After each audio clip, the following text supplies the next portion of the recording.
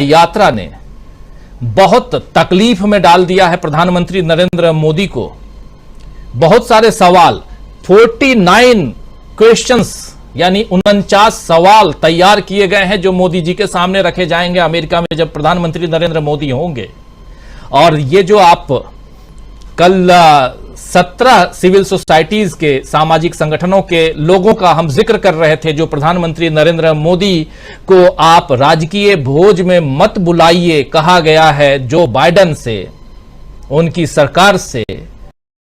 ये भी कई सवाल उस चिट्ठी में लिख करके, और उस चिट्ठी को सार्वजनिक, ये चिट्ठी आपके सामने है, इस चिट्ठी में इन लोगों ने रखी है और एक एक बातों का प्रमाण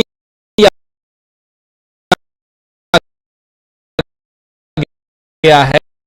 ये जो ब्लू कलर में देख रहे हैं आप, ये सब कुछ लिंक कब हिंदुस्तान में कहां किस बारे में कौन सी घटना, उसका जिक्र और किस अखबार में किस मीडिया हाउस ने छापा।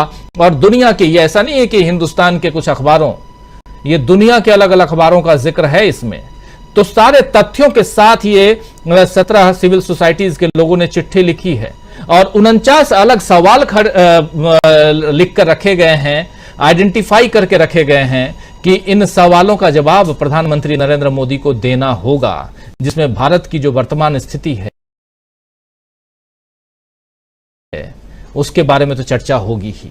तो क्या प्रधानमंत्री नरेंद्र मोदी जो हैं, ऐसे तमाम जो खुद कह रहे थे कि मैं भारी हूं एक अकेला, वो कई सारे बोझ के साथ या बोझों के तले दबे हुए नजर आ रहे हैं। और ऐसे में क्या बीजेपी के लिए प्रधानमंत्री नरेंद्र मोदी खुद एक बोझ हो गए हैं? लेकिन उधर पटना में जो कुछ चल रहा है, नीतीश कुमार ने अभी पिछले दिनों जो मीटिंग की है और विपक्षी एकता की जो तस्वीर सामने आई है, एक जल्दी से एक झलक दिखाना चाहता हूं कि कब कब नीतीश कुमार ने क्या क्या मीटिंग्स की हैं।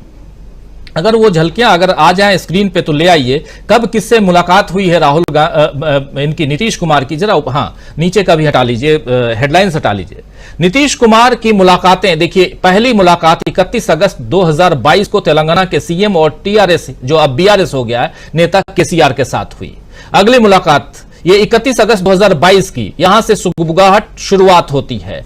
12 अप्रैल 2023 कांग्रेस नेता राहुल गांधी अध्यक्ष मल्लिकार्जुन खड़गे, इसी दिन इनसे मुलाकात। और इसी दिन दिल्ली में आम आदमी के नेता और दिल्ली के सीएम अरविंद केजरीवाल से नीतीश कुमार की मुलाकात होती है।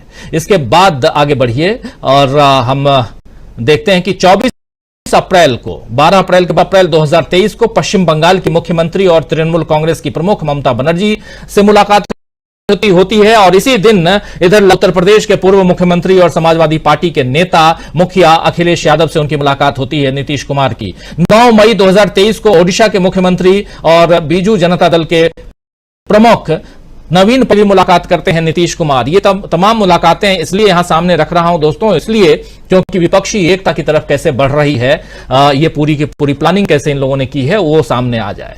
10 मई 2023 को झारखंड के सीएम हेमंत सोरेन से नीतीश कुमार की मुलाकात होती है और उसके एक दिन बाद 11 मई 2023 को, यानी अभी से लगभग महीना भर पहले, एनसीपी के अध्यक्ष यानी नेशनलिस्ट कांग्रेस पार्टी के अध्यक्ष शरद पवार और शिवसेना यूबीटी यानी उद्धव बाला साहब ठाकरे गुट के नेता उद्धव ठाकरे से मुलाकात होती है, जो पूर्व मुख्यमंत्री भी हैं महाराष्ट्र के। 11 मई को मुलाकात होती है इनसे। तो ये तस्वीर आपके सामने है और इन तस्वीरों के जरिए दोस्तों आप समझ सकते हैं। इसके बाद 21 मई को दिल्ली में आम आदमी पार्टी के नेता और दिल्ली के सीएम अरविंद केजरीवाल से फिर से मुलाकात होती है नीतीश कुमार की।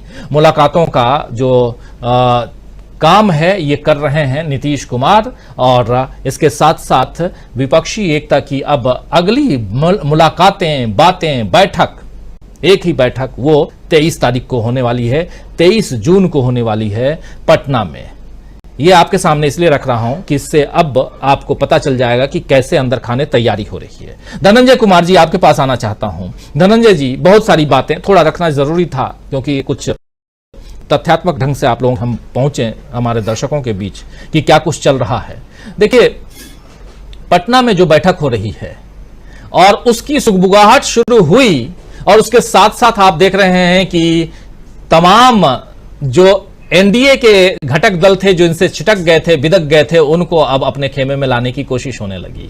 और एक दो मुलाकातें जो हुई हैं, चंद्रबाबू नायडू से मुलाकात हुई है देश के गृह मंत्री अमित शाह की, वो खबर भी सामने आई है। एआईडीएमके के साथ में मुलाकात की खबर आ रही है। शिरोमणि अकाली दल को भी अपने खेमे में लाने की सुगबुगाहट चल रही है।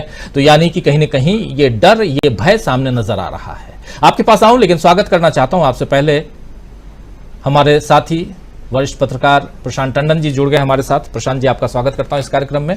धनंजय जी, सीधा आपके पास, क्या कहेंगे, एक अकेला कौन है वो जो बीजेपी पर भारी है? देखिए, कौन है वो तो अब हम उससे कहेंगे कौन है, तो मैं बोलूंगा जल से कौन है, कौन भूमि से भारी, है ना। तो ये होता है कि जतला ज्ञान है और पाप भूमि से भारी। तो मैं ज्ञान और पाप की बात नहीं करते हुए आगे बढ़ता हूँ। तो ये 9 साल पूरे हो चुके हैं, 10वें में प्रवेश कर चुके हैं। और हम जिस प्रदेश से आते हैं या हिंदू समाज में हमने किया, बाकी प्रदेशों में भी ऐसा होता होगा। शायद मोदी जी ने नहीं किया, उनके यहाँ नहीं होता होगा, लेकिन 10वां में बाल उतार दिए जाते हैं। जब मृत्यु होती है किसी अपनों की, तो जो 10वां होता है उसमें बाल उतरता है। और बाल उतरने के बाद जो है, मुझे लग रहा है कि जो संघ ने, ये जो ऑर्गेनाइजर अखबार ने जो कहा है, वो वही कोशिश कर रहा है कि जो भारी होने की बात कर रहे हैं, तो जो भारी हो जाता है उसको उतार देता है। वजन ज्यादा लेकर के कब तक चलेगा आदमी। और एक बात मैं सच मानूं, अगर कहूं, तो मोदी जी ने सर किसी का नुकसान किया है तो वो संघ का किया है, बीजेपी का किया है। क्योंकि पूरी लीडरशिप जो थी, जो वाजपेयी जी के समय को याद कीजिए, एक पैरेलल एक लीडरशिप नीचे भी, दूसरी कतार थी, तीसरी कतार थी। वो सारी कतारों को मोदी जी ने खत्म कर दिया, अमित शाह और मोदी जी ने मिलकर के। ये जो योगी हैं वो तो जबरन कतार में आके खड़े हो गए कि मैं भी हूं, नहीं तो सारी कतारों को इन्होंने खत्म कर दिया। और इसका बहुत बड़ा उदाहरण जो है, मैं गुजरात का देता हूं। आप गुजरात में देखिए, पिछले वर्ष जो चुनाव हुआ उसमें पूरे मंत्रिमंडल को हटा दिया, मुख्यमंत्री समेत। नया मंत्रिमंडल, नया मुख्यमंत्री आया, और चुनाव प्रचार में कहीं उसकी किसी ने चर्चा सुनी? बस एक व्यक्ति की चर्चा थी, और दूसरा व्यक्ति जो था वो अमित शाह।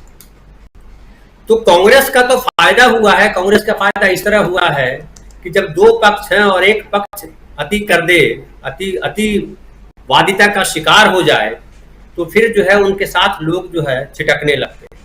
और अभी आप कह रहे हैं कि टीडीपी को जोड़ रहे हैं, शिरोमणि अकाली दल को जोड़ रहे हैं। वो एक रहीम जी का दोहा है कि रहीमन धागा प्रेम का मत तोड़ो चटकाए, टूटे पे फिर ना जुड़े, जुड़े गांठ पड़ जाए।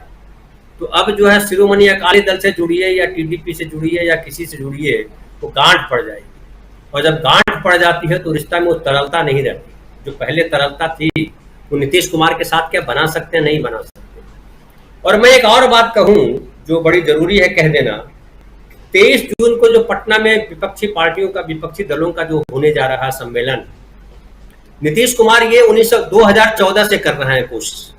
2014 में भी कोशिश की थी कि मोदी जी ना आए, क्योंकि मोदी जी की जो छवि है, मोदी जी के जो काम करने का तरीका है, उसका वाजपेयी जी ने विरोध किया। और सबको लगता था इस देश में, जो इस देश के लोकतंत्र से प्यार करते हैं, जो इस देश में जनतंत्र को बनाए रखना चाहते हैं, जो इस देश में संवैधान को काम करते देखना चाहते हैं, उन सबको लग रहा था कि मोदी जी आएंगे तो सब शिथिल हो जाएगा, सब पे वो हमला करेंगे। क्योंकि उनका राजधर्म जो है बड़ा अलग तरीके का, वन मैन शो है। उन्होंने वन मैन शो किया, प्रधानमंत्री बनने के बाद भी उन्होंने वही किया, वन मैन शो।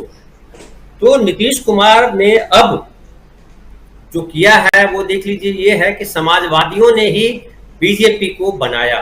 आप याद कीजिए कि समाजवादी के गुण क्या रहे। समाजवादी के गुण रहे कि समाजवादियों ने या लोहियावादियों ने मुद्दों को उठाया, और आजादी के बाद जो जातियां सत्ता में वंचित थी, या कहिए कि नौकरियों में वंचित थी, या कहिए सरकारी योजनाओं का लाभ लेने से वंचित थी, उन नेताओं को, उन जाति के लोगों को उभारने का काम किया लोहिया जी ने।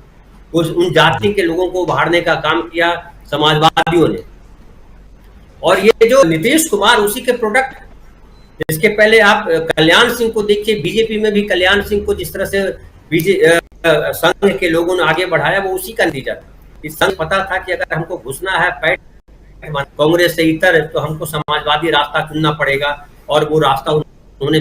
लेकिन जब आ गए उन्होंने क्या किया, उन्होंने ओबीसी को मंत्री बना दिया और फिर से जो है वो ला दिया वही सवर्णवाद जिसने कांग्रेस को नुकसान पहुंचाया। सामाजिक न्याय का मुद्दा आज इसलिए इंपॉर्टेंट हो गया है और कांग्रेस भी इस बात को समझ रही है कि जो वंचित जातियां हैं उनको अगर आप नहीं दिला पा रहे हैं सत्ता हिस्सा, उनको आप नहीं दिला पा रहे हैं हिस्सा, तो ऐसे राष्ट्र कैसे चलेगा। राष्ट्र को चलाने के लिए जरूरी है कि आप जो है सबकी भागीदारी, सबका साथ, सबका विश्वास लेके चले, तभी तो सबका विकास जी। मोदी जी ने नाम दिया सबका साथ सबका विश्वास, लेकिन मोदी जी ने इसको लागू नहीं किया।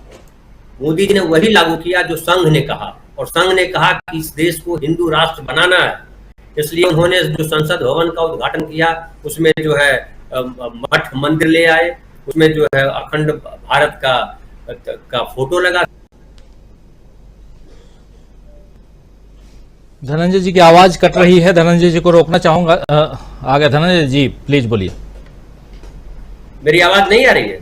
हाँ, थोड़ा वीडियो काफी डिस्टर्ब है, लेकिन फिर भी आवाज आ रही थी, अभी रुक तो गया मैं था। कह रहा था कि जो है ये संघ की योजनाएं हैं, संघ का काम जितना मोदी जी को करना था वो कर चुके हैं। नफरत का एक जो नाला बहाना था वो बहा चुके पूरे देश में।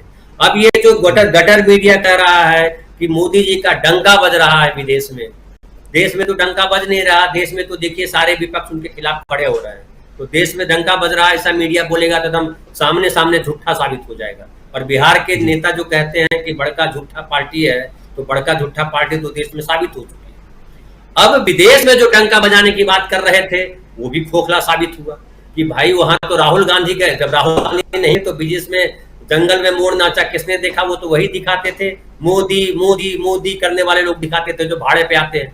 अभी केजरीवाल कहीं गए हुए थे, बोल रहे थे, वहां लोगों ने मोदी मोदी कर दिया, केजरीवाल चुप हो गए, बहुत मनाने की कोशिश की। तो ये जो ब्रिगेड है, हल्ला ब्रिगेड, जो महाराष्ट्र में जो दंगे कराने की कोशिश की जा रही है, बिहार में दंगा कराने की कोशिश की गई, कर्नाटक में लगातार ये कोशिश हुई, यूपी में जिस तरह से लोग काम कर रहे हैं और जो महिला पहलवानों के साथ जो घटनाएं घट रही हैं, दुर्घटना मैं इसको बोलूंगा, दुर्घटनाएं जो घट रही हैं, वो तमाम चीजें जो है वो देश के जो संविधान है, देश में जो नीति नियम है, जो नैतिकता है, उस सब पे भारी पड़ रहे हैं और उसको दबा दे रहे हैं। और उसको इस तरह से दबा दे रहा है कि जनता उसमें करार रही है। वो महंगाई जो मुद्दा है, जो अस्पताल मुद्दा है, जो शिक्षा मुद्दा है, वो सारे मुद्दे गौन हो जाते हैं। और फिर वो एक बचता है एक इनके पास मुद्दा हिंदू राष्ट्र। लेकिन खाली हिंदू राष्ट्र करने से ये बताइए कि हिंदू राष्ट्र करके यहाँ क्या लाना चाहते हैं? सवर्णवाद के अलावा, या कहिए कि जो है सामंतवाद के अलावा क्या लाएंगे? आपका जो हिंदू राष्ट्र है उसकी झलक तो दिख रही है, जिस तरह से उत्तर प्रदेश में आप कर रहे हैं, जिस तरह महिला पहलवानों के साथ कर रहे हैं, जिस तरह विपक्ष के नेताओं के साथ आप कर रहे हैं, जिस तरह से आपके खिलाफ बोलने वाले नेताओं को या आपके खिलाफ बोलने वाले लोगों को जिस तरह से अपमान करते हैं, उनको क्रश करते हैं, उनको जेलों में बंद करते हैं, और आपके लिए जो ढोल बजा रहे हैं, जो आपकी जय जयकार कर रहे हैं, गटर मीडिया जो है उसको आप जो है तारीफ कर रहे हैं। आप कह रहे हैं केरला स्टोरी जैसी फिल्म को कि जीवंत दस्तावेज है, लेकिन अभी एक फिल्म आई है, सिर्फ एक बंदा भारी, सिर्फ एक बंदा काफी है, आप देखिए, उसके बारे में कुछ चर्चा नहीं कर रहे हैं। आप उसकी चर्चा कीजिए, देखिए कितनी अच्छी फिल्म बनी है, और जो है पास्को एक्ट जो है उस पर कितना बढ़िया ज्ञान देने का काम किया है देश की जनता। तो मोदी जी को उन तमाम चीजों से बैर है जो जनता को आगे बढ़ाता है, जो जनता को शिक्षित बनाता है, जो जनता को लोकतंत्रवादी बनाता है। जनता इनके लिए भेड़ है, और ये जो कहे वही सब मानो, इनकी मन की बात की सुनो, जनता आपकी मन की बात ना करे, ये इनका ये है। तो जनता अब इस देश की समझ रही है कि मोदी जी आपको 10 साल दे दिया, बहुत हो गया, अब आप घर जाइए, आराम कीजिए, दूसरे को आने का मौका दीजिए। क्योंकि आपके कथनी और करने का फर्क लोगों ने देख लिया। आपने जो कहा था 10 साल में एक वादा पूरा नहीं किया। कोई एक वादा बताएं, वो चाहे किसानों की आय दोगुनी करने की बात हो, सबको घर देने की बात हो, वो सबको शिक्षा में लाने की बात हो, बेरोजगारी दूर करने की बात हो, कौन सा काम किया? तो ये अब तो बोझ तो हो गए। जब कोई बच्चा घर में युवा होने के बाद भी वो नकारा हो, ना कमाए, घर में कुछ ला के न दे, घर की खुशहाली के लिए योगदान न कर सके, तो वो तो बोझ ही हो जाता है। आरएसएस को अब समझ में आ रहा है, लेकिन बहुत लेट समझ में आया है, और ये घर इनका जो है वो छत बिछत हो चुका है।